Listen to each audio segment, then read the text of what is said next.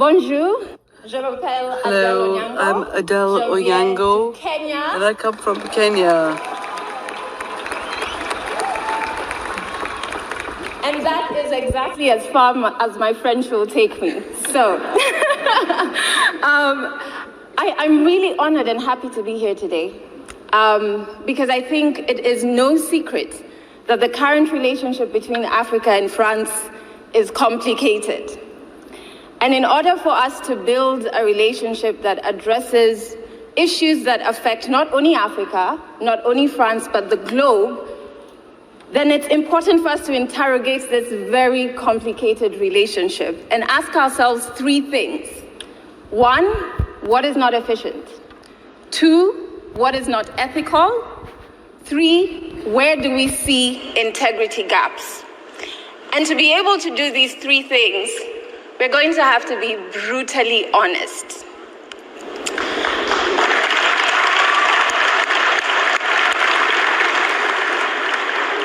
The history of colonization is understandably very important.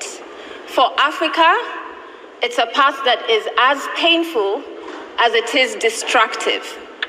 And the effects of colonization can still be felt to date. And I'm not just saying economically, but even on an interpersonal level. We, as Africans, feel the pain of colonization every single day. Now, the lack of a clear and strong acknowledgement of the continent's pain on this destructive past results in skepticism. And the absence of actions that will further push the acknowledgement is also a major issue in the current France and Africa relationship. In fact, the air of denial that France chooses to sit in is uncomfortable, not only for Africa, but also for France, and it does no good for either one of us.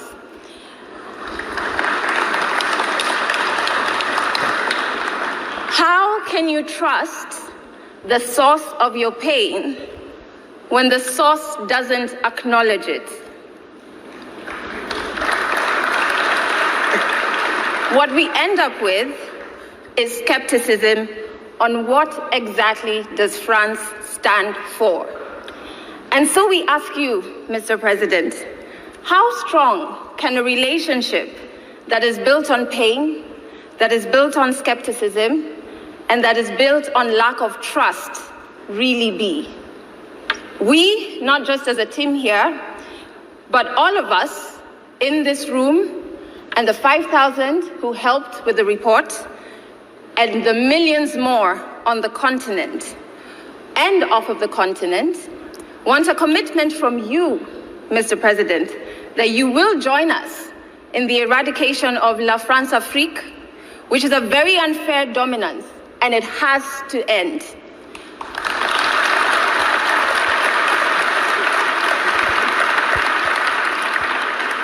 Furthermore, the breakdown in understanding what France fully stands for is fueled by the continued collaborations that France has with agencies, leaders, and individuals who have glaring integrity issues, whilst on the other hand, claiming to be standing for human rights. So on one hand,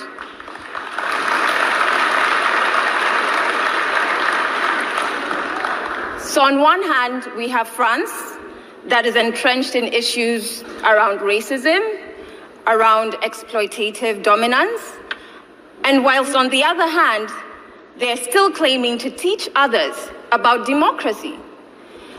These are two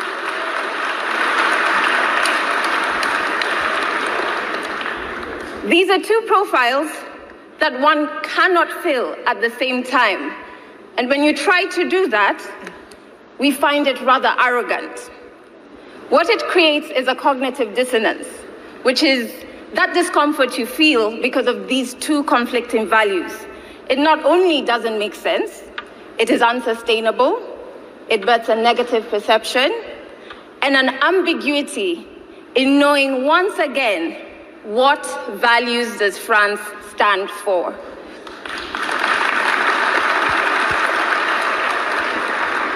Now, it is very clear, because we are all here, that the current relationship is imbalanced. It's not collaborative, and in some instances, it's exploitative. We have social impact solutions built without any input from relevant African civil society organizations who are a resource when it comes to really understanding problems on the ground and creating solutions that run efficiently. And they're a resource that Africa is willing to lend to France. Let's also not forget that whilst we in this room are here because we want to change and repair this relationship, there are some who are benefiting from this current dysfunctional relationship, be it private businesses from France on the continent with non-ethical practices, or corrupt individuals and groups from both France and Africa. This group, and the lack of a very loud and public condemnation of this, obviously fuels skepticism. So this honest interrogation is a very important first step, because the strengths and weaknesses of this current relationship will dictate the success or failure of our collective future relationships. But we are not only telling you what's not working. We are very solution-driven, which is much unlike the heads of states that you're used to meeting.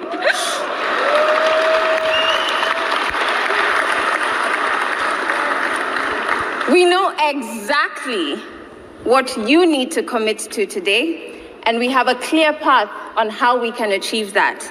And that is what my brother Arthur will share with you. Artu, c'est à toi.